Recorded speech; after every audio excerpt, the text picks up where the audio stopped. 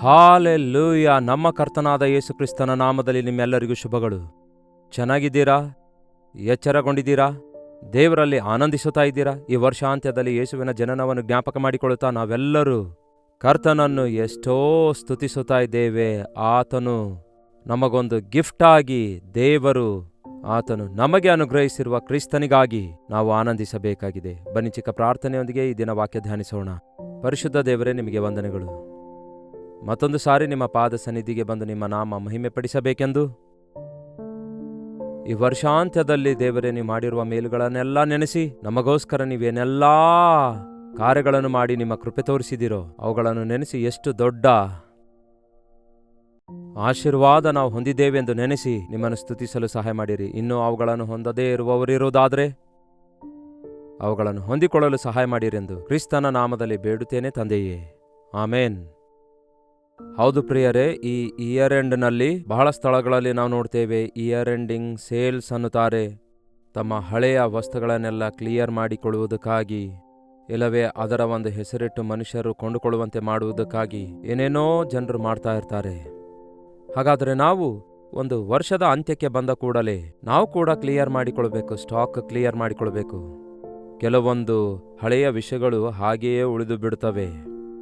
ಎಷ್ಟೇ ದಿನಗಳಿಂದ ನೀವು ಮಾಡಲು ಇಚ್ಛಿಸಿದರೂ ಕೂಡ, ಆಯ್ತು ಮಾಡಿ ಮುಗಿಸೋಣ ಅಂದ್ಕೊಂಡ್ರೂ ಕೂಡ ಮುಗಿಸಲಾರದ ಕೆಲಸಗಳು, ಇಲ್ಲವೇ ಹೃದಯ ಸರಿಪಡಿಸಿಕೊಳ್ಳಬೇಕಾದ ವಿಷಯಗಳಾಗಲಿ, ಇಲ್ಲವೇ ದೇವರ ಮುಂದೆ ಮಾಡಿರುವ ವಾಗ್ದಾನಗಳನ್ನು ಸರಿಪಡಿಸಿಕೊಳ್ಳುವ ವಿಷಯ ಆಗಿರ್ಬೋದು, ಏನೇ ಆಗಿರಲಿ, ಎಲ್ಲಿ ಅವು ಹಾಗೆಯೇ ಉಳ್ಕೊಂಡಿವೆ ಎಂದು ಹೃದಯ ಪರಿಶೀಲಿಸಿಕೊಂಡು ದೇವರ ಮುಂದೆ ಸರಿಪಡಿಸಿಕೊಳ್ಳಬೇಕು.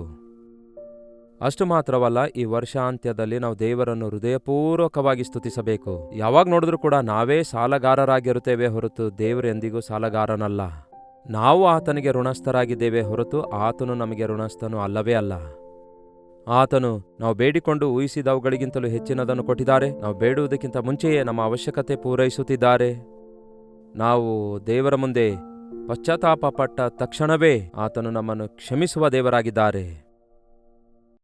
ನಮ್ಮ ದೇವರ ಶ್ರೇಷ್ಠತೆ ಏನೆಂದರೆ ಆತನು ಕ್ಷಮಿಸಿ ಮರೆಯುವ ದೇವರಾಗಿದ್ದಾರೆ. ಹಾಗಾದರೆ ಈ ವರ್ಷಾಂತ್ಯದಲ್ಲಿ ನಾವು ಜಸ್ಟ್ ನೋಡಿರಿ ಪ್ರಿಯರೇ, ಇನ್ನೂ ಒಂದು ವಾರ ಇಲ್ಲ ಅಷ್ಟೇ. ಈ 2024ನೇ ವರ್ಷ ಮತ್ತೆ ನಮ್ಮ ಜೀವಿತದಲ್ಲಿ ಎಂದಿಗೂ ಬರುವುದೇ ಇಲ್ಲ. ಈಗೋ ಈ ಯೇಸು ಕ್ರಿಸ್ತನ ಜನನವನ್ನು ಜ್ಞಾಪಕ ಮಾಡಿಕೊಳ್ಳುವಾಗ ಆತನು ಹೇಗೆ ಪರಲೋಕವನ್ನು ಬಿಟ್ಟು ಈ ಭೂಲೋಕಕ್ಕೆ ನಮ್ಮ ಮಧ್ಯದಲ್ಲಿ ಹೇಗೆ ಬಂದಿದ್ದಾರೆಂದು ಎಷ್ಟೋ ಸಂದೇಶಗಳನ್ನು ಕೇಳ್ತಿದ್ದೇವಲ್ಲವೇ? ಹಾಗಾದರೆ ನಿಮಗೆ ಆಶ್ಚರ್ಯವಾಗುತ್ತಿಲ್ಲವೋ? ಇದರಲ್ಲಿರುವಂತಹ ವಿಷಯಗಳನ್ನು ನೀವು ನಂಬುತ್ತಾ ಇದ್ದೀರೋ? ನಿಮ್ಮನ್ನು ಪ್ರೀತಿಸಿದ ದೇವರು ನಿಮಗೋಸ್ಕರವೇ ಈ ಲೋಕಕ್ಕೆ ಬಂದಿದ್ದಾರೆಂಬ ಸಂಗತಿ ನಂಬುವುದಾದರೆ ನಿಮ್ಮ ದುಃಖಗಳೆಲ್ಲ ತೀರಿ ಹೋಗ್ತವೆ, ನಿಮ್ಮ ಸಮಸ್ಯೆಗಳೆಲ್ಲ ಮಾಯವಾಗ್ತವೆ. ಒಂದು ಸಾರಿ ನಾವು ಬೈಬಲ್ನಲ್ಲಿ ನೋಡೋಣ ಬನ್ನಿ. ಕೊರಿಂಥದವರಿಗೆ ಬರೆದ ಪತ್ರಿಕೆ, ಕೊರಿಂಥಿ 2 ಪತ್ರಿಕೆಯವೇ ಅಲ್ಲವೇ? ಅದರಲ್ಲಿ ಕೊರಿಂಥದವರಿಗೆ ಬರೆದ 2ನೇ ಪತ್ರಿಕೆ 9ನೇ ಅಧ್ಯಾಯ 15ನೇ ವಚನ ಓದುತ್ತೇನೆ ಕೇಳ್ರಿ. ಕೊರಿಂಥದವರಿಗೆ ಬರೆದ 2ನೇ ಪತ್ರಿಕೆ 9:15. ಬೈಬಲ್ ಇದೆಯಾ ನಿಮ್ಮ ಹತ್ತಿರ? ಬೈಬಲ್ ಓದುತ್ತಾ ಇದ್ದೀರಾ? ಡಿಜಿಟಲ್ ಬೈಬಲ್ ಹಿಡ್ಕೊಂಡು ಈ ದಿನ ಪ್ರಿಂಟೆಡ್ ಬೈಬಲ್ ಮೂಲೆಯಲ್ಲಿ ಎಸೆಯುತ್ತಿದ್ದಾರೆ. ದಯವಿಟ್ಟು ನಿಮ್ಮ ಬೈಬಲ್ ಸ್ಟಡಿಗೆ ಯಾವಾಗಲೂ ಕೂಡ ಪ್ರಿಂಟೆಡ್ ಬೈಬಲನ್ನೇ ಬಳಸಿರಿ. ಪೆನ್ನಿನಿಂದ ನೀವು ಅಂಡರ್ಲೈನ್ ಮಾಡಿಕೊಳ್ಳುವುದಕ್ಕಾಗಿ, ಮಾರ್ಕ್ ಮಾಡಿಕೊಳ್ಳುವುದಕ್ಕಾಗಿ ಅದು ನಿಮಗೆ ಎಷ್ಟೋ ಉಪಯೋಗಕರವಾಗಿರುತ್ತೆ. ಯಶ್. ಕೊರಿಂಥದವರಿಗೆ ಬರೆದ 2ನೇ ಪತ್ರಿಕೆ 9:15. ವರ್ಣಿಸಲ ಸಖ್ಯವಾದ ದೇವರ ವರಕ್ಕಾಗಿ ದೇವರಿಗೆ ಸ್ತೋತ್ರ. ಸಿಂಪಲ್. ವರ್ಣಿಸಲ ಶಕ್ಯವಾದ ಆತನ ವರದ ಕುರಿತಾಗಿ ದೇವರಿಗೆ ಸ್ತೋತ್ರ. ವರ್ಣಿಸಲು ಅಶಕ್ಯವಾದ ದೊಡ್ಡ ವರ, ವಿವರಿಸಲಾರದಂತಹ ದೊಡ್ಡ ವರ, ಹೌದಲ್ಲವೇ? ಊಹಿಸಲಾರದಷ್ಟು ಅತ್ಯಧಿಕವಾದಂತಹ ಆತನ ಬಹುಮಾನ. ನೋಡಿ ಪ್ರಿಯರೇ, ದೇವರು ನಮ್ಮನ್ನು ಪ್ರೀತಿಸಿ ಬಹುಮಾನವಾಗಿ ನಮಗೇನು ಕೊಟ್ಟಿದ್ದಾರೆ ಆತನು? ದೇವರು ಈ ಲೋಕವನ್ನು ಎಷ್ಟೋ ಪ್ರೀತಿ ಮಾಡಿದ್ದರಿಂದ ತನ್ನ ಒಬ್ಬನೇ ಮಗನಾದ ಯೇಸುವನ್ನು ಈ ಲೋಕಕ್ಕೆ ಕಳಿಸಿದ್ದಾರೆ. ನಾವು ನಶಿಸಿ ಹೋಗಲಾರದಕ್ಕಾಗಿ, ಆತನಲ್ಲಿ ನಂಬಿಕೆ ಇಡುವುದಕ್ಕಾಗಿ. ಎಂತಹ ದೊಡ್ಡ ದೇವರಾಗಿದ್ದಾರೆ ನೋಡಿ. ನಮ್ಮ ಪಾಪಗಳನ್ನು ಪರಿಹಾರ ಮಾಡುವುದಕ್ಕಾಗಿ, ನಮ್ಮನ್ನು ಪ್ರೀತಿಸುವುದಕ್ಕಾಗಿ, ನಮ್ಮನ್ನು ಆದರಿಸುವುದಕ್ಕಾಗಿ, ಸ್ವಸ್ಥಪಡಿಸುವುದಕ್ಕಾಗಿ, ನಮ್ಮ ಸಂಗಡ ಇರುವುದಕ್ಕಾಗಿ ಯೇಸು ಕ್ರಿಸ್ತನು ಒಂದು ವರವಾಗಿ ನಮಗೆ ದೊರಕಿದ್ದಾರೆ. ನಾವು ಕೊಂಡುಕೊಳ್ಳಲಿಕ್ಕಾಗಲ್ಲ ಆತನಿಗೆ. ನಾವು ಆತನನ್ನು ಆರಿಸಿಕೊಳ್ಳಲಿಲ್ಲ, ಆತನೇ ನಮ್ಮನ್ನು ಆರಿಸಿಕೊಂಡಿದ್ದಾರೆ. ನಾವು ಆತನ ಬಳಿಯಲ್ಲಿ ಅಪಾಯಿಂಟ್ಮೆಂಟ್ ತೆಗೆದುಕೊಳ್ಳಲಿಲ್ಲ. ಬೇಕಾದರೆ ಈ ಲೋಕದಲ್ಲಿ ನೋಡಿ, ಕೆಲವೊಂದು ಪ್ರಮುಖ ವ್ಯಕ್ತಿಗಳಿಗೆ ನಾವು ಭೇಟಿಯಾಗಬೇಕಾದಾಗ ಎಷ್ಟು ತೊಂದರೆ ಪಡಬೇಕಾಗುತ್ತೆ. ಯಾವಾಗಲೂ ಬ್ಯುಸಿಯಾಗಿದ್ದು ನಮಗೆ ಲಭ್ಯವಿಲ್ಲದ ರೀತಿಯಲ್ಲಿ ಇರ್ತಾರಲ್ಲವೇ. ಆದರೆ ದೇವಾದಿ ದೇವನಾಗಿರುವ ನಮ್ಮ ಕರ್ತನು ನಮಗೆ ಯಾವಾಗಲೂ ಲಭ್ಯವಾಗಿದ್ದಾರೆ. ಬಹಳ ವಿಷಾದವಾದ ಸಂಗತಿ ಏನೆಂದರೆ, ನಾವೇ ಆತನಿಗೆ ಲಭ್ಯವಿರೋದಿಲ್ಲ. ಆತನು ಯಾವಾಗಲೂ ನಮ್ಮನ್ನು ಕೋರಿಕೊಳ್ಳುತ್ತಲೇ ಇದ್ದಾರೆ, ಆತನು ಕರೆಯುತ್ತಲೇ ಇದ್ದಾರೆ, ಆತನು ಆಹ್ವಾನಿಸುತ್ತಲೇ ಇದ್ದಾರೆ. ಆತನು ನಮಗೋಸ್ಕರ ಎಷ್ಟೋ ಮಾರ್ಗಗಳನ್ನು ತೆರೆದಿಟ್ಟಿದ್ದಾರೆ. ಆದರೆ ನಾವಾದರೋ, ನನಗೆ ಆ ಕೆಲಸ ಇದೆ, ನನಗೆ ಈ ಕೆಲಸ ಇದೆ, ನಾವು ಅಲ್ಲಿಗೆ ಹೋಗ್ಬೇಕು, ಇಲ್ಲಿಗೆ ಹೋಗ್ಬೇಕು ಅನ್ನುತ್ತೇವೆ ಹೊರತು, ಎಷ್ಟೋ ತೊಂದರೆ ಆದರೂ ಕೂಡ ಯಾರೋ ಒಬ್ಬರಿಗೆ ಭೇಟಿಯಾಗಿ ಏನಾದರೂ ಸಂಪಾದಿಸಬೇಕೆಂದು ಎಷ್ಟೋ ತೊಂದರೆ ಪಡ್ತೇವಲ್ಲವೇ.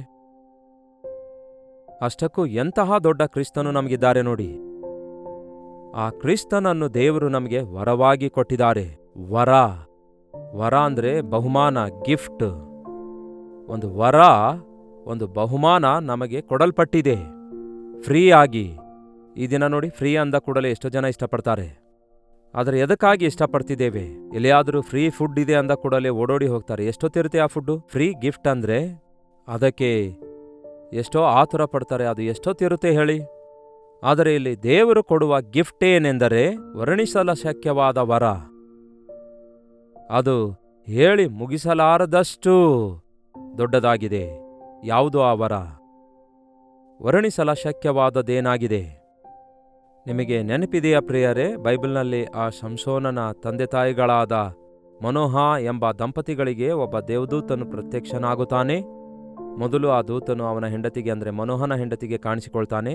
ನಿನ್ನ ಗರ್ಭದಲ್ಲಿ ಹುಟ್ಟುವವನು ಶ್ರೇಷ್ಠ ಮಗುವಾಗಿದ್ದಾನೆ, ಅವನನ್ನು ಪವಿತ್ರವಾಗಿ ಬೆಳೆಸಬೇಕನ್ನುತ್ತಾನೆ. ಹಾಗೆಯೇ ಆಕೆ ಹೋಗಿ ತನ್ನ ಗಂಡನಿಗೆ ದೂತನು ಹೀಗೆ ಹೇಳಿದಾನೆಂದು ಹೇಳಿದಾಗ, ಅಯ್ಯೋ, ನನಗೂ ಕೂಡ ಹೇಳಬೇಕಿತ್ತಲ್ಲವೇ ಅಂದುಕೊಂಡು ಅವನು ಆಶಿಸಿದಾಗ, ಅವರಿಬ್ಬರು ಇದ್ದಾಗ ಮತ್ತೆ ದೂತನು ಬಂದು, ಏನಾಗಿದೆ ನಿಮ್ಮ ಅನುಮಾನ ಎಂದು ಆ ದೂತನು ಕೇಳಿದಾಗ, ನಮ್ಮ ಮಗನನ್ನು ಬೆಳೆಸುವಂಥದ್ದಾಗಿದೆ, ಅದನ್ನು ನಮಗೆ ಕಲಿಸು ಅಂದಾಗ ಆ ದೂತ ಹೇಳ್ತಾನೆ, ಆ ಸಂಸೋನನು ಬಲಿಷ್ಠನಾಗಿ ಹುಟ್ಟುತ್ತಾನೆ, ಮದ್ಯವನ್ನು ಮುಟ್ಟಬಾರದು, ಪರಿಶುದ್ಧವಾಗಿ ಅವನನ್ನು ಬೆಳೆಸಬೇಕು, ಅವನು ಬಲಿಷ್ಠನಾಗಿ ದೇವರ ಹಸ್ತದಿಂದ ಉಪಯೋಗಿಸಲ್ಪಡುತ್ತಾನೆ ಎಂದು ಹೇಳಿದಾಗ ಆಶ್ಚರ್ಯಗೊಂಡ ಮನೋಹ, ನಿನ್ನ ಹೆಸರೇನೆಂದು ಕೇಳುತ್ತಾನೆ.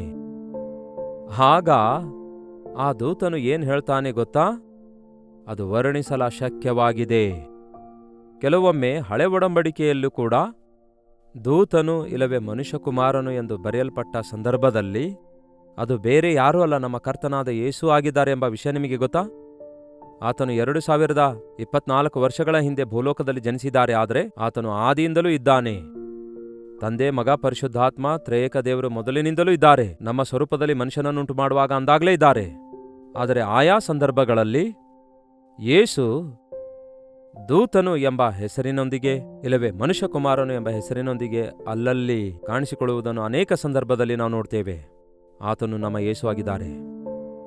ನಿನ್ನ ಹೆಸರೇನೆಂದು ಕೇಳಿದರೆ ನನ್ನ ಹೆಸರು ಯೇಸು ಇಲ್ಲವೇ ರಕ್ಷಕನು ಇಲ್ಲವೇ ಕ್ರಿಸ್ತನು ಅಂತ ಹೇಳಿದ್ರೆ ಆ ದಿನ ಅರ್ಥ ಆಗ್ತಿರಲಿಲ್ಲ. ಆಗ ಆತನು ಇನ್ನೂ ಬಯಲುಪಡಿಸಲ್ಪಡಲಿಲ್ಲ. ಅದಕ್ಕೆ ಆತನು ವರ್ಣಿಸಲ ಶಕ್ಯವಾಗಿದೆ ಅನ್ನುತ್ತಾನೆ. ವರ್ಣಿಸಲ ಶಕ್ಯವಾದ ವರವಾಗಿ ದೇವರು ನಮಗೆ ಕೊಟ್ಟದ್ದೇನೆಂದರೆ, ಒಂದೇ ಪದದಲ್ಲಿ ಹೇಳಬೇಕಾದರೆ ಯೇಸುವನ್ನು ದೇವರು ನಮಗೆ ಕೊಟ್ಟಿದ್ದಾರೆ. ಯೇಸು ಕ್ರಿಸ್ತನು ಇದ್ದರೆ ಸಾಕಾ? ಹೌದು, ಸಾಕು. ನೀನು ಸಾಕು ದೇವರೇ, ನೀ ಮಾತ್ರ ಸಾಕು ದೇವರೇ ಎಂದು ಅನೇಕರು ಹಾಡು ಹಾಡ್ತಾರೆ. ಆದರೆ ಅದು ನಿಜವೋ? ಹೌದು. ನಂಬಿದವರಿಗೆ ಯೇಸು ಮಾತ್ರ ಸಾಕು. ಯೇಸು ಇದ್ರೆ ಎಲ್ಲವೂ ಇರುತ್ತೆ. ಯಾಕೆಂದರೆ ಯೇಸು ಕ್ರಿಸ್ತನು ನಮಗೆ ಎಲ್ಲವನ್ನೂ ಕೊಡುವ ಆತನಾಗಿದ್ದಾರೆ. ಫುಲ್ಲಿ ಲೋಡೆಡ್ ಅನ್ನುತ್ತಾರಲ್ಲವೇ ಕೆಲವೊಂದು ಕಂಪ್ಯೂಟರ್ಸ್, ಲ್ಯಾಪ್ಟಾಪ್ಸ್ಗಳನ್ನು ಕೊಡುವಾಗ ಅದರೊಳಗೆ ಬೇಕಾದ ಆಲ್ ಸಾಫ್ಟ್ವೇರ್ಸ್ಗಳೆಲ್ಲ ಅಪ್ಲೋಡ್ ಮಾಡಿ ಅದನ್ನು ಹೇಗೆ ಬೇಕಾದರೂ ಉಪಯೋಗ ಮಾಡುವುದಕ್ಕಾಗಿ, ಅದರಿಂದ ಎಷ್ಟೇ ಆಗಲಿ ಪ್ರಯೋಜನ ಮಾಡಿಕೊಳ್ಳುವುದಕ್ಕಾಗಿ ಫುಲ್ ಲೋಡ್ ಮಾಡಿಕೊಡ್ತಾರೆ. ಅದೇ ರೀತಿ ಮನುಷ್ಯನಿಗೆ ಅವಶ್ಯಕವಾಗಿರುವ ಪ್ರತಿಯೊಂದನ್ನು ದೇವರಲ್ಲಿ ಇಟ್ಟು ಆ ದೇವರು ಆ ಯೇಸುವನ್ನೇ ನಮಗೆ ಕೊಟ್ಟಿದ್ದಾರೆ. ಮತ್ತೊಂದು ವಚನ ನೋಡೋಣ ಬನ್ನಿ. ಕೊಲೊಸ್ಸೆದವರಿಗೆ ಬರೆದ ಪತ್ರಿಕೆ 2ನೇ ಅಧ್ಯಾಯ 3ನೇ ವಚನ ಹೇಳುತ್ತೆ, ಬುದ್ಧಿ ಜ್ಞಾನ ಸರ್ವ ಸಂಪತ್ತುಗಳೆಲ್ಲವೂ ಆತನಲ್ಲಿಯೇ ಗುಪ್ತವಾಗಿವೆ. ಬುದ್ಧಿ ಜ್ಞಾನ ಸರ್ವ ಸಂಪತ್ತುಗಳು ಆತನಲ್ಲಿಯೇ. ಯಾರು ಆತನು? ಯೇಸು ಕ್ರಿಸ್ತನಲ್ಲಿಯೇ ಗುಪ್ತವಾಗಿವೆ, ಅಡಕವಾಗಿವೆ. ಹೌದು ಪ್ರಿಯರೇ, ಕ್ರಿಸ್ತನನ್ನು ಹೊಂದಿಕೊಂಡವನು ಧನ್ಯನು. ಬುದ್ಧಿ ಬೇಕಾದರೂ, ಜ್ಞಾನ ಬೇಕಾದರೂ, ಸಂಪಾದನೆ ಬೇಕಾದರೂ, ಸಮಾಧಾನ ಬೇಕಾದರೂ, ಸಂತೋಷ ಬೇಕಾದರೂ, ಪಾಪ ಕ್ಷಮಾಪಣೆ ಬೇಕಾದರೂ, ಸ್ವಸ್ಥತೆ ಬೇಕಾದರೂ, ಮನಃಶಾಂತಿ ಬೇಕಾದರೂ, ಏನೇ ಬೇಕಾಗಿದ್ರೂ ಕೊಡಬಲ್ಲಾತನು ನಮ್ಮ ಯೇಸು ಕ್ರಿಸ್ತನಾಗಿದ್ದಾರೆ. ಎಲ್ಲಾ ಅಧಿಕಾರ ನನಗೆ ಕೊಡಲ್ಪಟ್ಟಿದೆ, ನನ್ನ ನಾಮದಲ್ಲಿ ನೀವೇನೇ ಬೇಡಿಕೊಂಡರೂ ಕೊಡುವಾತನೇ ಯೇಸು ಆಗಿದ್ದಾರೆ. ನನ್ನ ಕೈಲಾಗುವುದಿಲ್ಲ ಎಂದು ಅನೇಕರು ಈ ಲೋಕದಲ್ಲಿ ಹೇಳಬಹುದು. ವೈದ್ಯರಿಗೆ ಅಸಾಧ್ಯವಾದ ವಿಷಯಗಳು, ಮನುಷ್ಯರಿಂದ ಅಸಾಧ್ಯವಾದ ವಿಷಯಗಳು, ರಾಜರಿಂದ ಅಸಾಧ್ಯವಾದ ವಿಷಯಗಳು, ಸರ್ಕಾರಕ್ಕೂ ಅಸಾಧ್ಯವಾದ ವಿಷಯಗಳು ಎಷ್ಟೋ ಇರ್ತವೆ. ಆದರೆ ಯೇಸುವಿಗೆ ಅಸಾಧ್ಯವಾದ ವಿಷಯಗಳು ಯಾವುದೊಂದೂ ಇಲ್ಲ. ಹೌದು, ಅಷ್ಟಕ್ಕೂ ಈ ಯೇಸುವನ್ನು ನೀವು ನಂಬಿದ್ದೀರಾ? ನೀವು ವೈಯಕ್ತಿಕವಾಗಿ ರಕ್ಷಕನಾಗಿ ಅಂಗೀಕರಿಸಿದ್ದೀರಾ?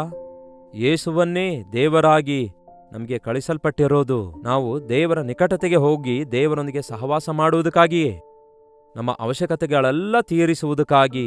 ಈ ಲೋಕದಲ್ಲಿ ನಮಗೆ ಬೇಕಾದಂತಹ ಸಮಾಧಾನ, ಸ್ವಸ್ಥತೆ, ನೆಮ್ಮದಿ ಒದಗಿಸ್ತಾರೆ. ನೋಡಿರಿ, ಯೇಸು ಈ ಲೋಕದಲ್ಲಿದ್ದಾಗ ಅದನ್ನೇ ಮಾಡಿದ್ರು. ಆತನು ಉಪಕಾರ ಮಾಡುತ್ತಾ ಗ್ರಾಮಗಳಿಗೂ ತಿರುಗಾಡಿದ್ರು ಎಂದಿದೆ ಬೈಬಲ್ನಲ್ಲಿ.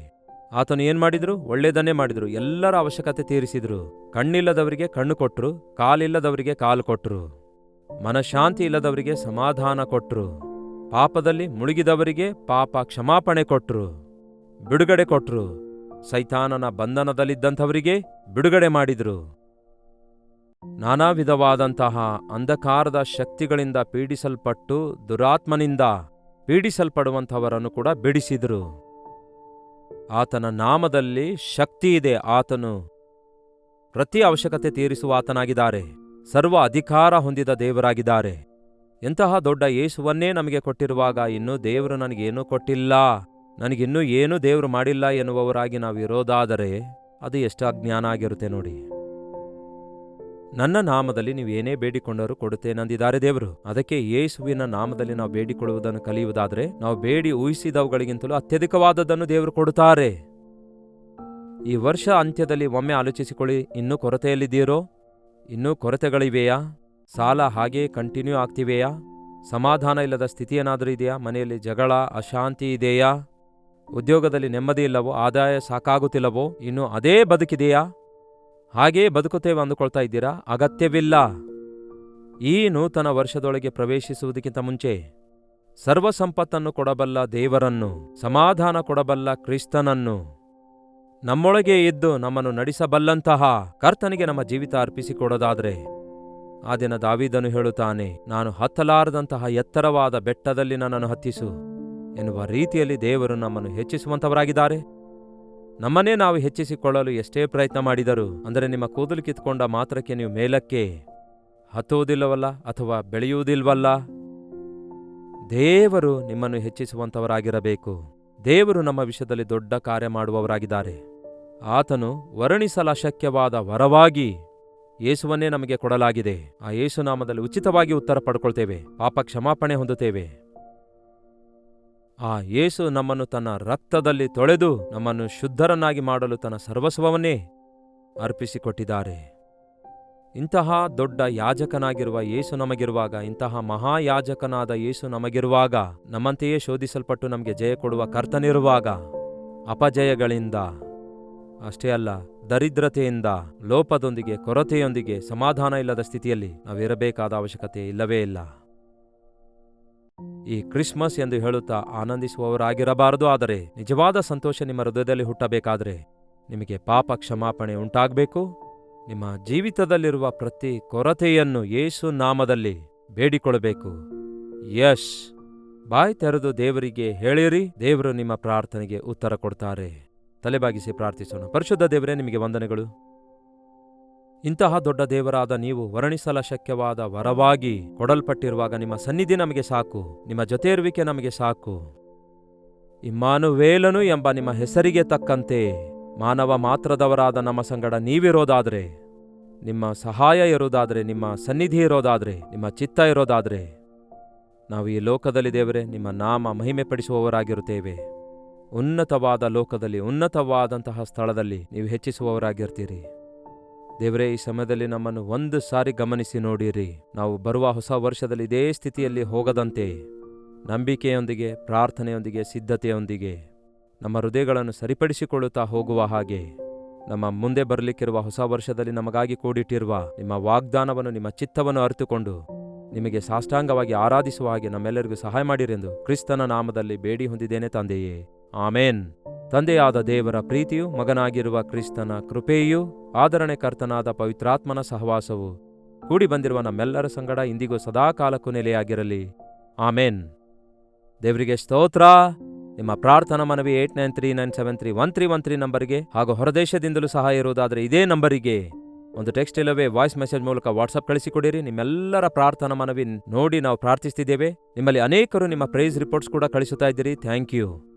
ಕರ್ತನ ಚಿತ್ತವಿರೋದಾದರೆ ಪ್ರತಿದಿನ ನಿಮಗೋಸ್ಕರ ಸಿದ್ಧಪಡಿಸುತ್ತಿರುವ ಈ ಸಂದೇಶಗಳನ್ನು ನೀವು ಮಾತ್ರ ವೀಕ್ಷಿಸುವುದಲ್ಲದೆ ಇತರರಿಗೂ ಕೂಡ ಶೇರ್ ಮಾಡಿರಿ. ಕರ್ತನಲ್ಲಿ ಅವರು ಕೂಡ ಆಶೀರ್ವಾದ ಹೊಂದುವವರಾಗಿರಲಿ. ಮತ್ತೆ ಕರ್ತನ ಚಿತ್ತವಿರುವುದಾದರೆ ನಾಳೆ ಇದೇ ಅನುದಿನದ ಧ್ಯಾನದಲ್ಲಿ ಭೇಟಿಯಾಗೋಣ. ಅಲ್ಲಿವರೆಗೂ ದೇವರ ಕೃಪೆ ನಿಮ್ಮೆಲ್ಲರೊಂದಿಗಿರಲಿ.